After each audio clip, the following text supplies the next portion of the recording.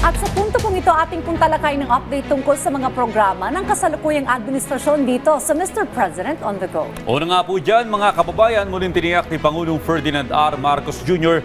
na prioridad ng kanyang administrasyon ang pagtitiyak na bawat pamilyang Pilipino ay may ligtas, maayos at abot kayang tahanan. Sa pagbubukas yan ng National Housing Expo 2025 sa World Trade Center sa Pasay City, binigyan din ng ating Pangulo ang malaking papel ng kooperasyon ng pamahalaan, pribadong sektor at mga ahensya sa pagpapatupad ng mga programa sa pabahay. Binigyan din ng Pangulo ang mga proyekto ng pamahalaan upang palawakin ang mga programa sa pabahay, paghihin yung mga proseso at bigyan ng mas malalim na suporta yung sektor ng pabahay. Itinampok po sa Expo ang iba't ibang serbisyo mula sa home design at planning hanggang sa financial assistance at housing loan processing. Nuri rin po ni Pangulong Marcos Jr. ang Green Lane Program, naglalayong magpatayo ng mga climate resilient homes o mga bahay na kaya pong labanan ng epekto ng masamang panahon. Isa sa mga binigyang papuri pa po ni Pangulong Marcos Jr. ang Pag-ibig Fund bilang isa sa mga pinakamatatag at mapagkakatiwalaang katuwang ng pamahalaan sa sektor ng pabahay.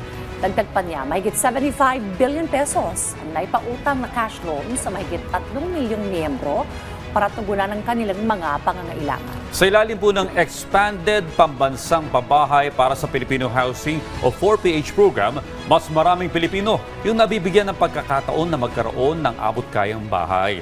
Ang mga low-income earners ay maaaring makahiram sa Pag-ibig Fund na may interest rate ng hanggang 3% lamang, habang yung mga OFWs ay kasama rin sa maring makinamang dito.